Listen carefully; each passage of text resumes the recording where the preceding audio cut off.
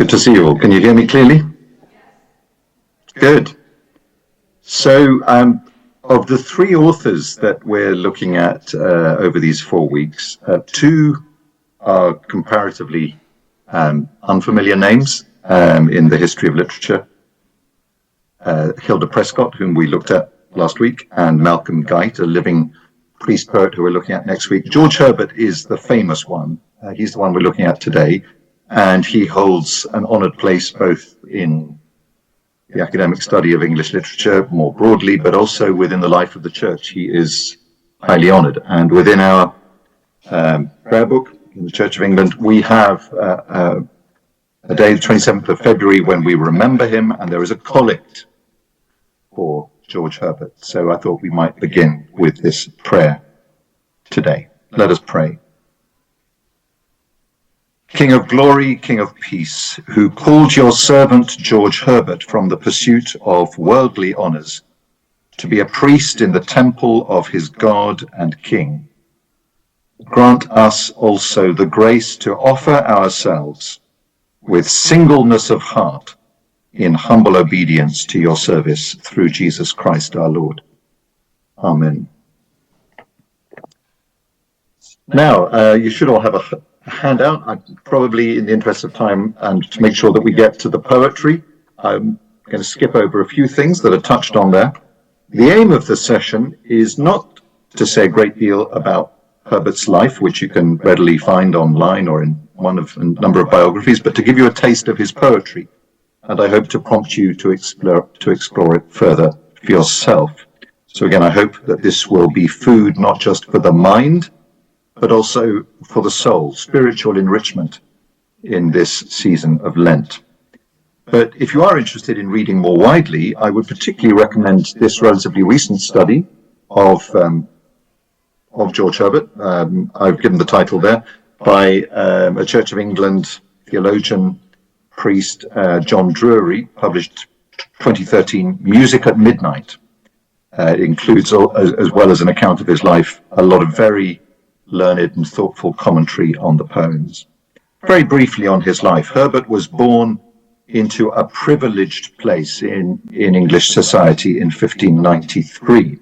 After a brilliant career at Cambridge, he moved in the highest circles and was known to the King, James I.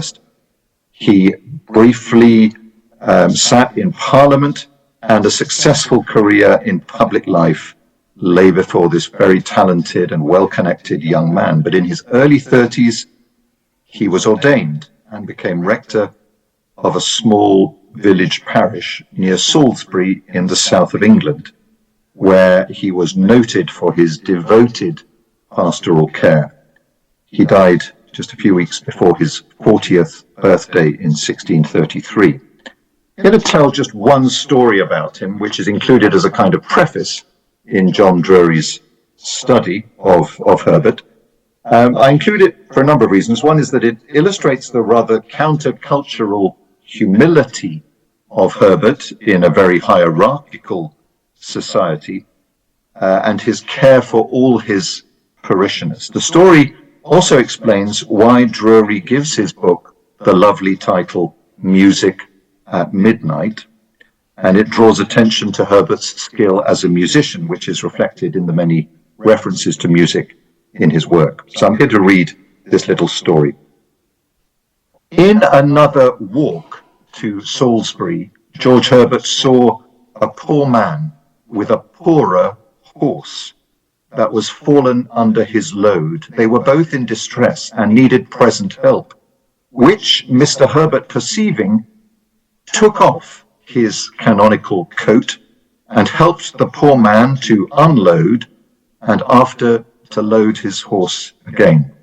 The poor man blessed him for it, and he blessed the poor man, and so was like the Good Samaritan in giving him money to refresh both himself and his horse, and told him that if he loved himself, he would be merciful to his beast. Thus he left the poor man, and at his coming to his musical friends at Salisbury, they began to wonder that Mr. George Herbert, who used to be so trim and clean, came into that company so soiled and discomposed. But he told them the occasion, and when one of the company told him he had disparaged himself by so dirty an employment, his answer was that the thought of what he had done would prove music to him at midnight, and that the omission of it would have upbraided and made discourse in his conscience whensoever he would pass by that place.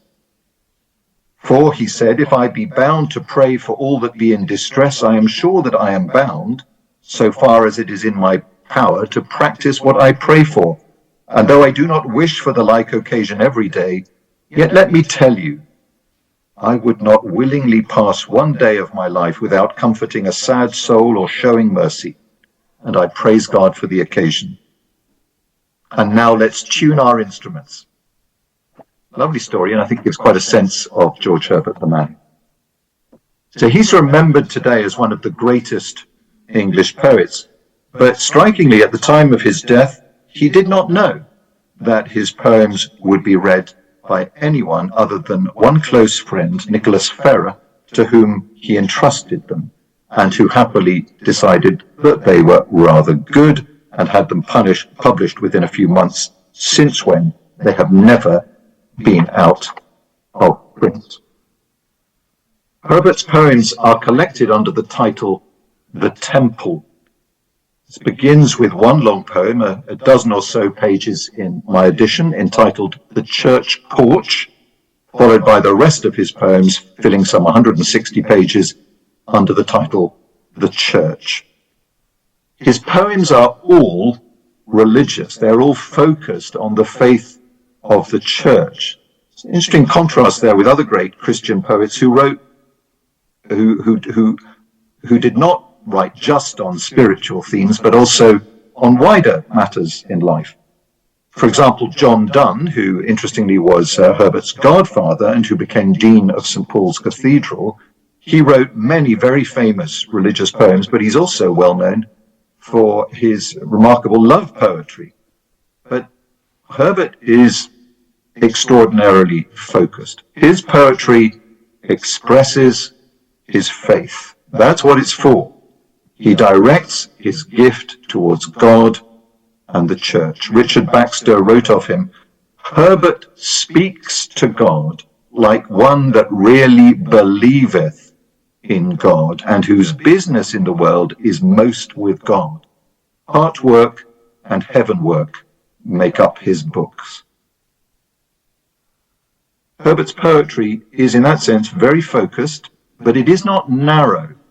It covers a wide range of themes in the Christian faith. It's not all in one tone or attitude or in one simple pious style. He conveys a wide range of moods, emotions, and experiences that arise in the Christian life. There are surprises in his verse. He is surprisingly frank, at times almost disrespectful towards God. He speaks honestly of his struggles in faith. He wrote to his friend Ferrer that he would find in his poetry a picture of the many spiritual conflicts that have passed between God and my soul before I could subject mine to the will of Jesus, my master. But an important qualification, unlike a lot of writing and other artistic production in the modern world, Herbert is not engaging in self-expression. In his poetry, for sure, we encounter George Herbert. We get to know him quite well, I think. But his poetry is not about himself. It is about God, Christ, the life of the church. He focuses primarily and very intentionally on that which is other than and far greater than himself. God, Christ, the faith of the church. As he does so, secondarily, his own distinctive human reality also comes to expression with all his joys and sorrows, delights and struggles. I find him a very accessible poet, a lot more accessible, I might say, than a lot of modern poetry. That's something we might come back to next week when we look at Malcolm Guite, who is very accessible too.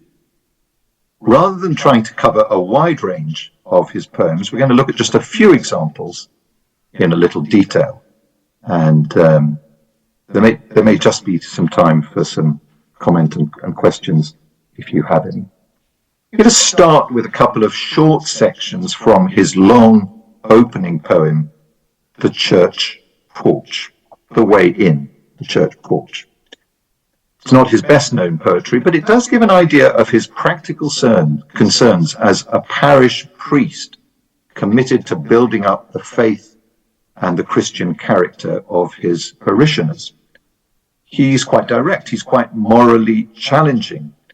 In just the second verse of this quite long poem, he urges readers very bluntly to avoid sexual immorality. And then he goes on to name other sins to avoid, such as drunkenness, as, for example, in this rather memorable section, which I'm going to read for you now. Drink not the third glass, which thou canst not tame when once it is within thee, but before mayest rule it as thou list, and pour the shame which it would pour on thee upon the floor. It is most just to throw that on the ground which would throw me there, if I keep the round. Now note there that he's not forbidding drink at all, he's not being a killjoy, he's saying drink not the third glass, he's calling for moderation, for self-discipline. More positively, it's not all don't do this, don't do that. More positively, Herbert encourages development of Christian character in many respects, as well as making practical suggestions about life and work. And then he turns to church, and he urges regular attendance and a serious, attentive attitude. For example, here's a section on listening to sermons, which always has made me smile. He writes, "Judge not the preacher, for he is thy judge. If thou mislike him, thou conceivest him not. God calleth preaching folly. Do not grudge to pick out treasures from an earthen pot. The worst speaks something good. If all want sense, God takes a text and preacheth patience." In other words, listen to sermons with a positive expectation that God will have something to say to you, whatever you think of the preacher, even if you think he's really not up to much. There's usually something good to take away, even from a very modest sermon. And then he ends with this clincher. If the preacher is really bad, maybe God is teaching you to be patient. I've thought of this once or twice. And I dare say one or two people could have thought of it while they're hearing me preach too.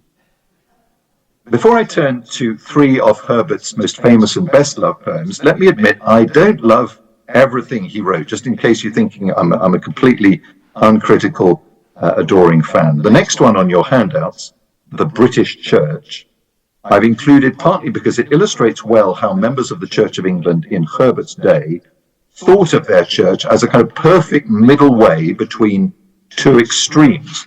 Roman Catholicism on the one hand, the Church of England had left the Roman Catholic Church about 80 years earlier, and Puritanism, hard-line Protestantism, which felt that the Church of England was only a kind of half-baked Reformation. It hadn't gone far enough. Now, let me say, I agree with the idea of Anglicanism as a middle way, a via media, with the vocation of Anglicanism being to be both Catholic and Reformed, and so be enriched by both these Christian streams. I think that's wonderful. But I confess I don't like this poem, which I find perhaps the smuggest, the most self-satisfied defense of Anglicanism that I know, and it's uncomfortably uncharitable to other Christians. I'm not going to read it out because I find it rather I'm not going to read it out. The first two verses, if you look at it, he's praising the Church of England. He comes back and praises the Church of England again in the final fifth verse. The third verse, he attacks the Roman Catholic Church. The fourth verse, he attacks Puritans. And in brief, he says that whereas Roman Catholics are like painted, overdressed harlots up on the hill, and Puritans or extreme Protestants go naked in the valley, Anglicans walk elegantly but modestly in the perfect middle way. I think it's an example of how not to be proud of being an Anglican or belonging to any particular Christian tradition. And it's a salutary reminder of how easily anyone, including a holy man like George Herbert, can be sucked into the distorting polemics of our age. I've included it there both because it's an interesting window onto his time, but also as proof that I'm not an uncritical fan of every word that he wrote. But I do love most of what he wrote. So let's turn now to three masterpieces of Christian verse. The first one here is called Prayer 1. I think there's Prayer 1 and Prayer 2.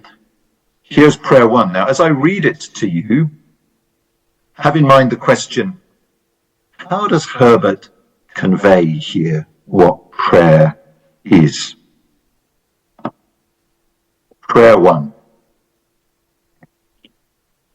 Prayer, the church's banquet, angels' age, God's breath in man returning to his birth, the soul in paraphrase, heart in pilgrimage, the Christian plummet sounding heaven and earth, engine against the Almighty, sinner's tower, reversed thunder, Christ's side-piercing spear, the 6 days world transposing in an hour, a kind of tune which all things hear and fear, softness and peace and joy and love and bliss, exalted manna, gladness of the best, heaven in ordinary, man well dressed, the Milky Way,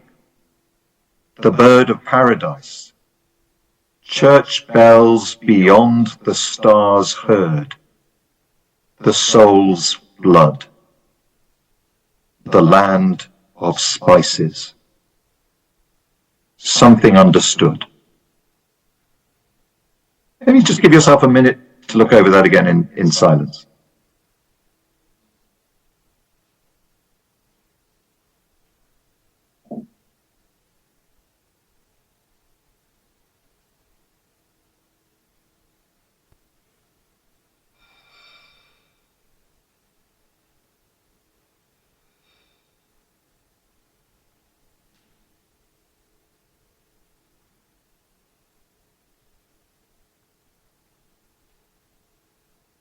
I asked you to think about how Herbert in this poem conveys what prayer is. I think it's a remarkably, it's a very unusual poem for that time, I think.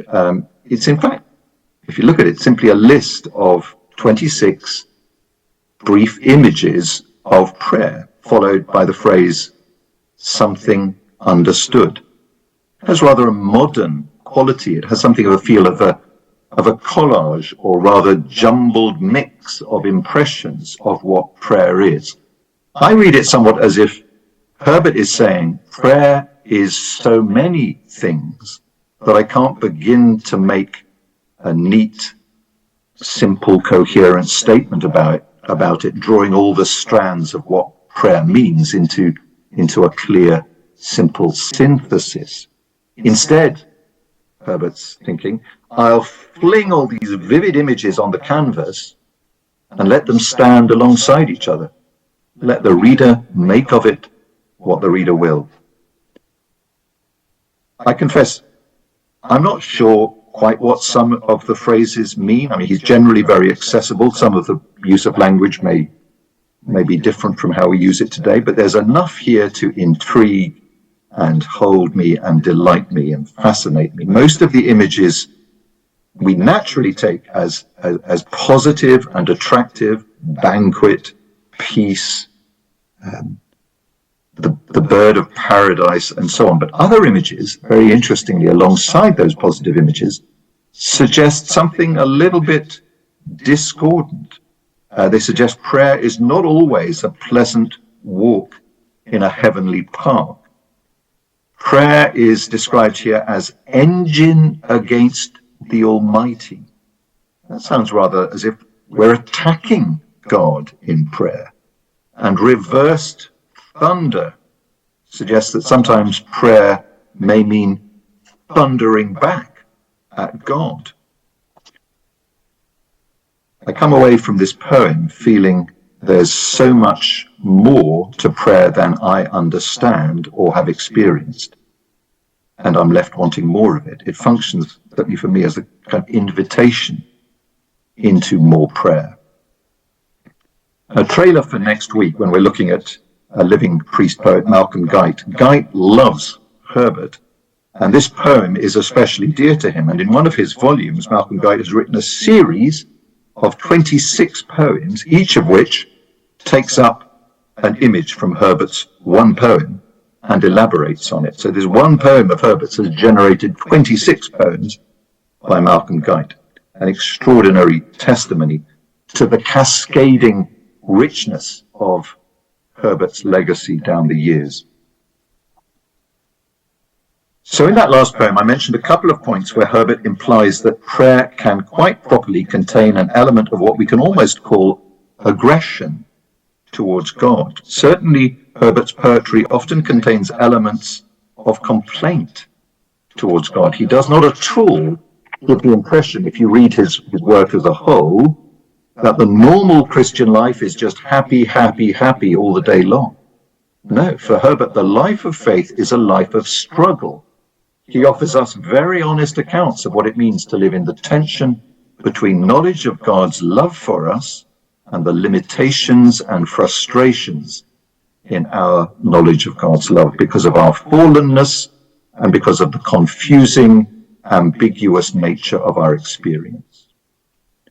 An example of this kind of poem is Herbert's poem, The Collar, which comes next, where he begins with a burst of anger at the constricted and fruitless life that God seems to have imposed upon him.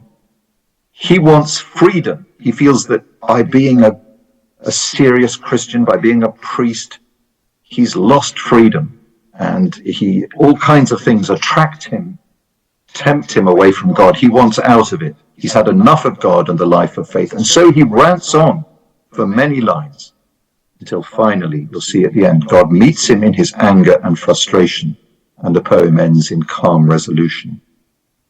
So, The Collar.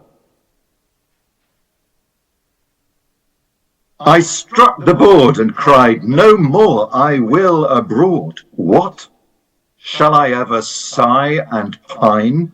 My lines and life are free, free as the road, loose as the wind, as large as store. Shall I be still in suit? Have I no harvest but a thorn to let me blood and not restore what I have lost with cordial fruit?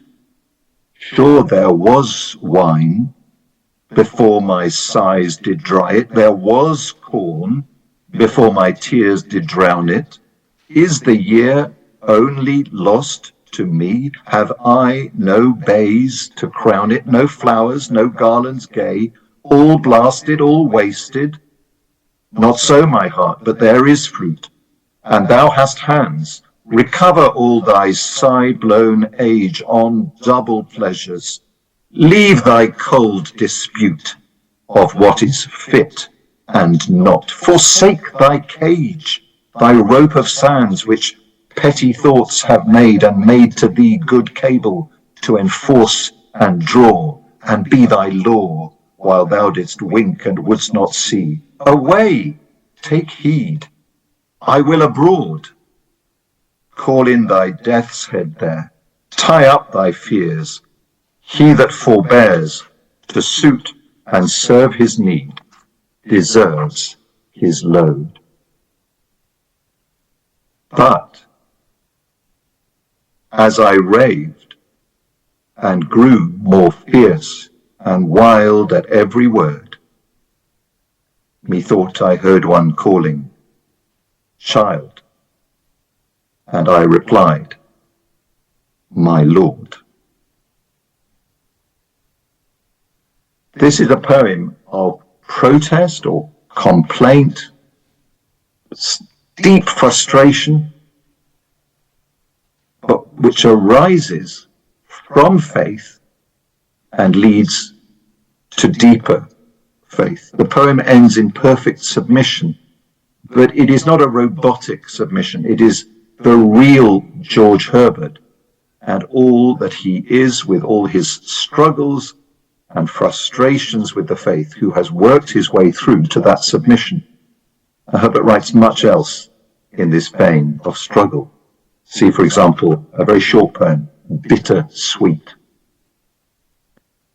Now, we're going to come now to what is probably Herbert's best known poem, Love Free, which is placed as the last poem in his collection, suggesting it's his final summative word.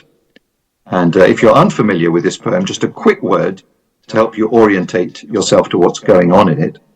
Herbert here narrates a dialogue between himself and love. I'm rather hoping my wife is going to join me at this point so that we can do this as a dialogue. Are you there, Helen? Hold on just a second. I need two voices for this poem. Helen? Yeah. I thought the poem would benefit from two voices. So I'm going to read to bring out clearly the dynamics of the unfolding conversation. I will read Herbert's part, and my wife my wife Helen, sorry, my wife Helen, who's here, and some of you may have heard Helen speak on prayer and led a retreat for your church in the past. She's going to read the words of love, which are few but of great power. And they're given in red and in italics in the text below. I hope you will clearly hear the dialogue that Herbert dramatizes, the dialogue we all experience between the insistent, patient love of God and the fearful, ashamed beings that we often are, stumbling towards grateful acceptance of the welcoming love of God in our Lord Jesus Christ. The imagery here of God as host at a meal is, of course, full of resonance with the Holy Communion, the Eucharist. What I suggest, when I've read this, when we've read it together, let's again just take a minute or two of quiet, read it again, and then I'll speak to invite any responses, any comments or questions before you have to go to your celebration of the Eucharist. Love 3. Love bade me welcome, yet my soul drew back, guilty of dust and sin. But quick-eyed love, observing me grow slack from my first entrance in, drew nearer to me, sweetly questioning if I lacked anything. A guest, I answered, worthy to be here. Love said, you shall be he. I, the unkind, the ungrateful? Ah, my dear, I cannot look on thee. Love took my hand, and smiling did reply, who made the eyes but I? Truth, Lord, but I have marred them. Let my shame go where it doth deserve. And know you not, says love, who bore the blame? My dear, then I will serve. You must sit down, says love, and taste my meat. So I did sit and eat.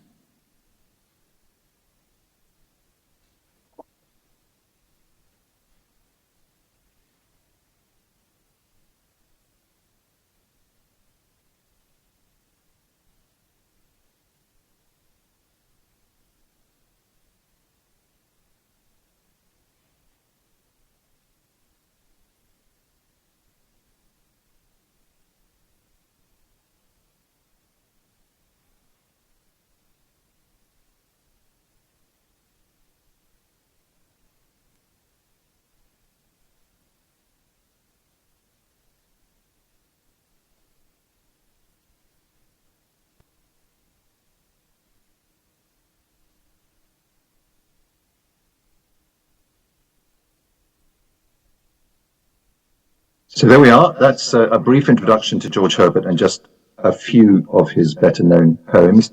We have a few more minutes. If anybody has a comment or a question, I'd be very happy to speak for a few minutes, or you have to leave. Don't all jump at once. How many of you, just out of curiosity, have heard that last poem before or read it? Or I know many of you have, if you were paying attention to the music in the church, because it's often set to music, and the choir has sung a couple versions. But how many, just have heard that poem? Okay. Yeah. Of course, and a number of George Herbert's poems have become well-known hymns, such as King of Glory, King of Peace, and what else? Come My Way, My Truth, My Life. A number of famous hymns from Herbert. Let all the world in every corner sing. So you're familiar with his words, even if you don't know it. Right. I wonder if you could say a little bit more about. It's not meant to be purely biographical, but his life was quite remarkable, and you hinted at the early trajectory of his life could have ended somewhere quite different, and yet he spent his whole career. Could you speak to that a little bit? Sure. Well, as I say, he was actually born in Wales, just over the border, but Wales was ruled by England. So he's born. I mean, I think he's thought of as English, not Welsh. He goes to Cambridge University, one of the two most prestigious universities.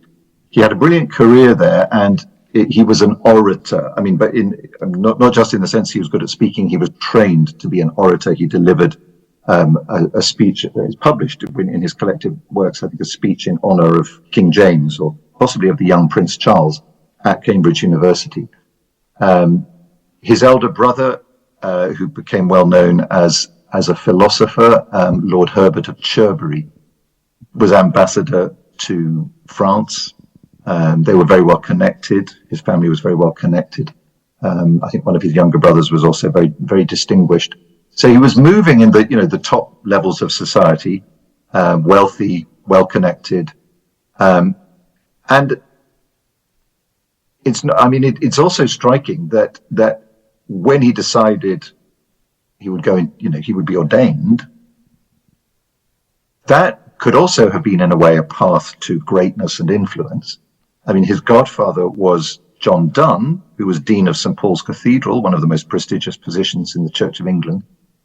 But he seems almost deliberately to have buried himself. It was an option, it was a choice for obscurity. Perhaps he knew the pride of his own heart, and he knew that what God wanted him to do was not to be chasing after high office, but to go and serve a community of ordinary people, like that poor man in the story that we heard earlier, just to lose himself in preaching, in teaching the faith, in showing God's love to the parishioners entrusted to him. So, he had sat in Parliament. He had the possibility of a political career, presumably an academic career, a diplomatic career, whatever. The world was at his feet, but he felt called to serve God in parish ministry. He was a man of very poor health. He died of consumption. He'd nearly died 10 years earlier. That might also have been, I think, a bit of a wake-up call. Before his call to ordination, before he was ordained, he'd had a very close brush with serious death, had nearly died once already. And he lasted another 10 years, which gave him that brief spell of parish ministry. But yeah, if you want to know more, I mean, it's a fascinating time. It's the time he dies just before King Charles he dies in the period just before Charles I, the breakdown of British society and the Civil War. But it's in that kind of era. Your mention of Wales gives me pause to bring out what I thought in prayer one. I heard an anticipation of Dylan. Oh, right. Yes. Okay, that's a good point. He has the Welsh sort of the gift of there is that Dylan Thomas under what's it called Under Milkwood, and also what's that lovely poem Fern Hill. That sort of wild, flowing language. Well, that's an interesting thought. I would say in other respects, they're rather different characters. Dylan Thomas, not, in fact, they both died, I think, they both died at the age of 39. George Herbert through consumption after a very self-disciplined life. Dylan Thomas, if I'm not mistaken, cirrhosis of the liver after a life of debauchery. And he is frankly, you know, it's all about himself. I mean, Dylan Thomas, it's all kind of, you know, the song of myself kind of thing. So yes, maybe they share a kind of, clearly they share a wonderful facility with the richness of language. But beyond that, they take it in two very different directions. But if you look at the list of all the things in prayer 1, it's very much like the lists that we hear in A Child's Christmas in Wales. Is that okay? Right. I don't know that poem. Perhaps indeed that's where Dylan Thomas got it from. Thank you for the suggestion. Incidentally, there is another famous Welsh, two other famous Welsh priest poets. I don't know if you know them. One is R.S. Thomas. I had hoped this week to say something about John Donne, and at least to read maybe his poem "Batter My Heart, Three-Person God." I just decided there wasn't going to be time. We ran out of time last week. I thought I've got to be simpler this week and just keep it short and simple. R.S. Thomas is a priest poet, slightly dour style, died I think about 20, 30 years ago, but again buried himself in parish ministry, much loved poet. The other one is former Archbishop of Canterbury, Rowan Williams, who's fluent in Welsh, writes his poetry in English, but he's published a few volumes of poetry.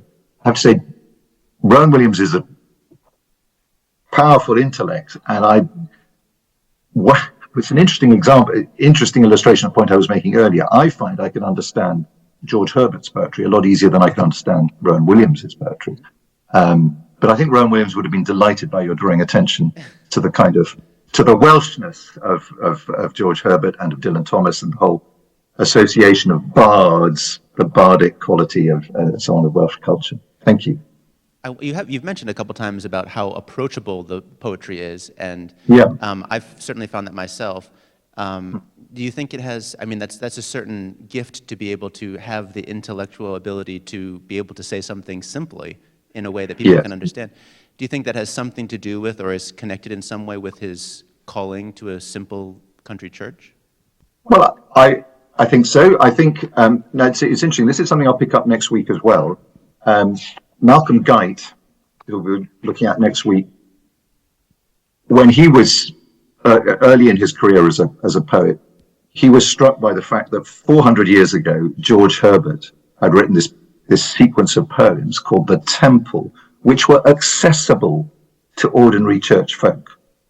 And frankly, that was the norm for poetry then. I mean, I understand that the second most commonly available book in the English language that you would find in most homes alongside the Bible was Milton's Paradise Lost. I mean, Milton's Paradise Lost, if you read it now, from slightly later than George Herbert.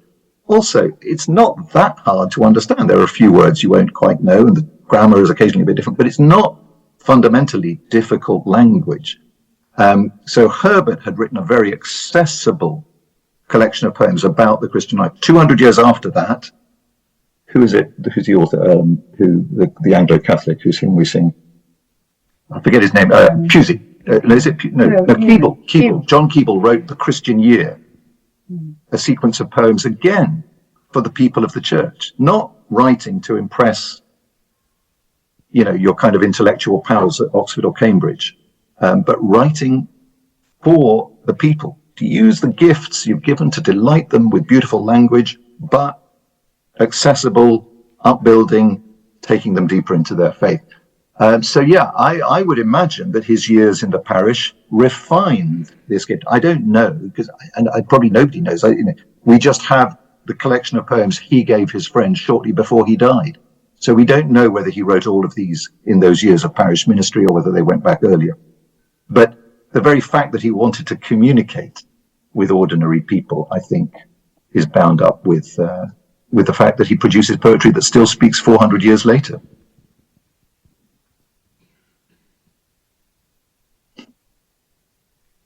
All right, I think that is a wonderful place to stop. And you've already introduced a little bit next week's topic, which is wonderful. We're looking forward to getting to know a little bit of another very accessible poet, Anglican poet priest. Yes. And so thank you again. And Helen, thank you for joining us and for that wonderful performance. I've never heard it done like that before. That's wonderful. And we'll Thank you. look forward to seeing you next week. Blessings on you all.